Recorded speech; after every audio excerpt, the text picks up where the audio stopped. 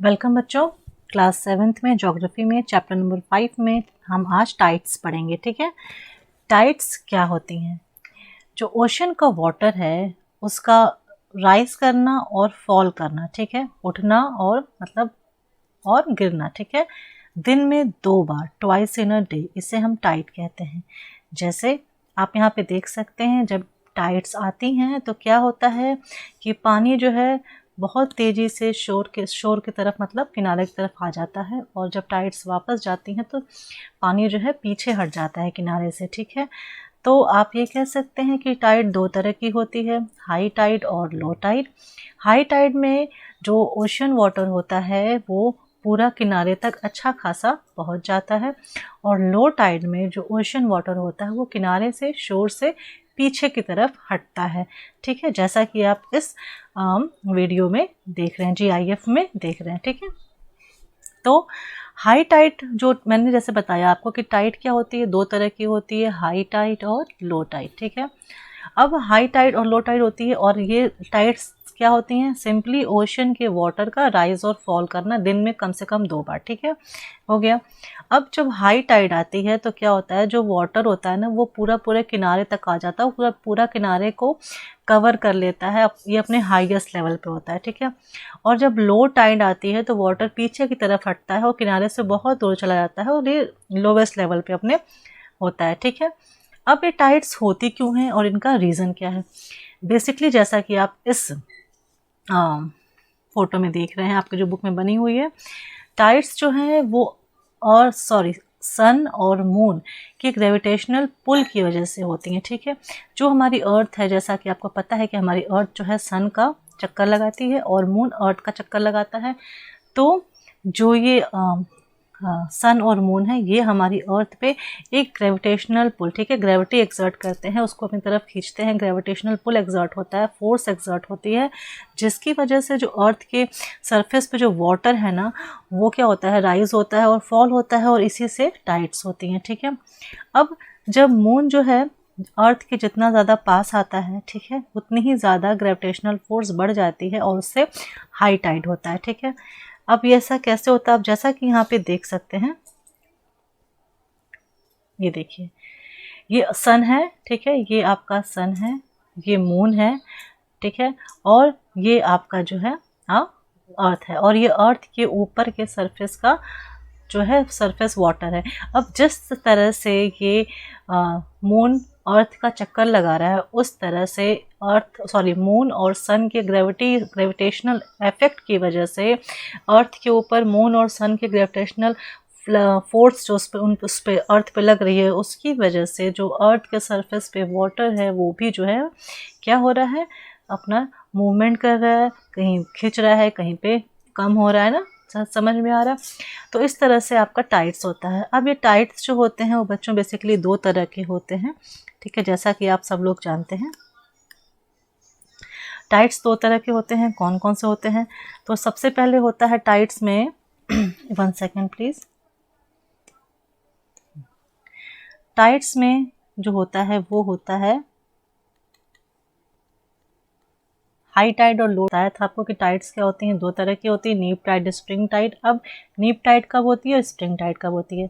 जब हमारा जो मून है, ठीक है ना, वो या तो अर्थ के इधर ऊपर या अर्थ के नीचे, ठीक है, यहाँ पे आता है तो नीप टाइड होगी, और जब मून की पोजीशन अर्थ के इधर या फिर इधर रहती है तो स्प्रिंग टाइड होगी। कहने का मतलब ये है कि जब सन, अर्थ और मून तीनों एक सीधी लाइन में होंगे, ठीक है, एक ही एक्सिस पे, तो स्प्रिंग टाइड होगी, और ये जो है एक हाई टाइड है, क्योंकि इस वजह से इनके सीधी लाइन में होने की वजह से जो अर्थ के सरफेस पे वाटर है उस पर लगने वाला ग्रेविटेशनल पुल सन और मून की वजह से वो बहुत ज़्यादा बढ़ जाएगा, और वो as a result of high tide होगा। ठीक है, इसके बाद अगर जो मून है वो अर्थ के ऊपर या नीचे रहता है तो इस वजह से ग्रेविटेशनल पुल जो है अब डिवाइड हो जाता है। अब जो अर्थ के सरफेस पे वाटर पे जो लगने वाला ग्रेविटेशनल पुल है सन और मून की वजह से वो बहुत कम होता है, इसलिए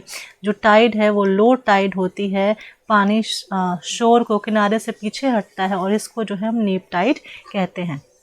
तो जैसा कि आप देख रहे हैं, ये जो मून है ये जैसे ही देखिए ऊपर पहुंचा, ये आपकी नीप टाइड हो गई, ठीक है। अब यहाँ पे लो टाइड थी, अब जैसे ही मून, सन और अर्थ एक सीधी रेखा में है, ये हाई टाइड हो गई। फिर जब मून वापस नीचे आया, ये नीप टाइड हो गई। अब ये मून जब वापस से बीच में गया है अर्थ, सन और उसके के बीच में, तो ये सीधी रेखा में हो गई, ये स्प्रिंग टाइड हो गई। तो इस वजह से हाई और लो टाइड्स होते रहते हैं, ठीक है। अब जैसा कि आप इस पिक्चर में देख सकते हैं, ठीक है, ये तो अर्थ का मोशन के लिए जो है वो है, ठीक है।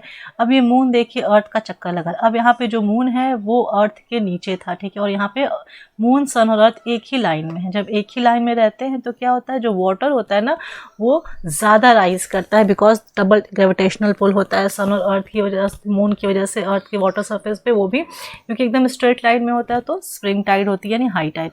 और जब ये ऊपर या नीचे होता है अर्थ के, तो ये ग्रेविटेशनल पुल वीक हो जाता है और इस वजह से नीप टाइड होती है या लो टाइड जिसे हम कहते हैं, ठीक है। जैसा कि आप इस फोटो में देख सकते हैं यहाँ पे, ठीक है, ये देखिए, ये जब मून है, ठीक है, ये नीप टाइड है। अब यहाँ पे जब मून है spring tide, again neap tide and again spring tide. तो ये दिन में 2 बार जब वाटर का जो राइज और फॉल है, इसी वजह से दिन में 2 बार होता है हाई टाइड और लो टाइड, ठीक है। समझ में आ रहा है सबको? अब इसको हम अपनी बुक में समझ लेते हैं, ठीक है। जब फुल मून होता है या न्यू मून डेज होते हैं तो सन, मून और अर्थ जो है वो एक ही लाइन में होते हैं, जैसा कि आप इस फिगर में और इस फिगर में देख सकते हैं, ठीक है। इस समय जो टाइड होती है वो हाईएस्ट होती है, इसे स्प्रिंग टाइड कहते हैं। लेकिन जब मून जो है वो अर्थ के ऊपर या नीचे, यानी फर्स्ट या लास्ट क्वार्टर में होता है, तो ओशन का जो वाटर है ना वो डायगोनली जो है ड्रॉन होता है ना, अपोजिट डायरेक्शन में। एक तो सन खींचता है और दूसरा मून खींचता है एक तरफ से। इस वजह से जो लो टाइड्स होते हैं, जैसे नीप टाइड्स कहते हैं, ठीक है। अब हाई टाइड्स के क्या फ़ायदे होते हैं? जहाँ पे हाई टाइड्स होती हैं जब तो वहाँ पे नेविगेशन करने में आराम। नेविगेशन करने में कैसे आराम होता है? पानी का लेवल बहुत ज़्यादा बढ़ जाता है और पानी पूरा किनारे तक पहुँच जाता है, शोर तक अच्छा खासा पानी रहता है। इस वजह से जो शिप्स होती हैं उनको अपने हार्बर पे पहुँचने में आसानी होती है, ठीक है। और हाई टाइड जब होता है तो बहुत फिशिंग करने में भी आसानी होती है, क्योंकि बहुत सारी मछलियाँ जो हैं वो किनारे पे आ जाती हैं और आराम से आप उस पकड़ सकते हैं हाई टाइड में, ठीक है। इस वजह से जो है जो मछुआरे होते हैं वो बहुत अच्छी मात्रा में मछली पकड़ सकते हैं हाई टाइड के समय में, ठीक है। और जब कहीं कहीं पे जो क्या होता है कि जो वाटर का राइज और फॉल है, मतलब जो टाइड्स है ना, इसकी वजह से कहीं कहीं प्लेसेस पे इलेक्ट्रिसिटी जनरेट करने का भी काम होता है। इनसे इलेक्ट्रिसिटी भी प्रोड्यूस होती है क्योंकि इनसे बहुत ज़्यादा एनर्जी मिलती है, ठीक है, इस वजह से। अब ओशियन करंट्स क्या होते हैं? जब ओशियन के सरफेस पे जो वाटर है, जो वाटर की स्ट्रीम है, जब वो फ्लो करती है कॉन्स्टेंटली एक डेफिनेट निश्चित दिशा में, तो उसे हम ओशियन करंट कहते हैं, ठीक है।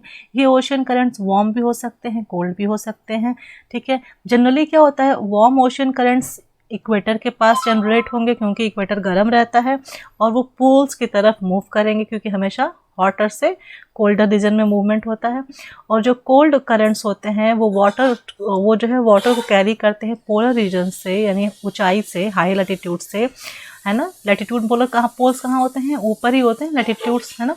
ये हमारी अर्थ है तो ये पोल्स हैं, वहाँ से कैरी करते हैं और नीचे की तरफ ले आते हैं, ठीक है। जो लैब्राडोर ओशियन करंट है वो कोल्ड करंट है और जो गल्फ स्ट्रीम का करंट है वो वार्म करंट है, ठीक है। ये जो ओशन करंट्स होते हैं, इससे जिस एरिया में जैसा ओशन करंट रहेगा उस एरिया का टेम्परेचर भी वैसा ही हो जाता है। अगर कहीं पे वार्म करंट बह रहा है तो वहाँ का टेम्परेचर जो लैंड का है, लैंड सरफेस का, वो वार्म रहेगा। जहाँ पे कोल्ड करंट है वहाँ पे कोल्ड रहेगा, ठीक है। जिस एरिया में वार्म और कोल्ड दोनों ही करंट्स आके मीट करते हैं, एक ही जगह मिलते हैं, वो एरियाज़ जो है फिशिंग करने के लिए सबसे बेस्ट होता है, ठीक है। ऐसा एग्जाम्पल जो है हम जापान के समुद्र में और नॉर्थ अमेरिका के ईस्टर्न साइड में ना, पूर्वी कोस्ट पे देख सकते हैं। लेकिन इन एरियाज़ में बेसिकली क्या होता है, जहाँ पे ये वार्म एंड कोल्ड करंट्स मिलते हैं, बेसिकली यहाँ का जो एरिया है वो बहुत ही फॉगी रहता है। यहाँ का वेदर बहुत ही धुंधला टाइप का होता है, फॉगी रहता है, धुंध जैसा, और इसलिए नेविगेशन करने में बहुत ज़्यादा दिक्कत होती है क्योंकि कुछ क्लियर नहीं दिख पाता है। तो बच्चों, इस तरह से आपके ज्योग्राफी का चैप्टर नंबर 5 अब यहाँ पर ख़त्म होता है। Thank you.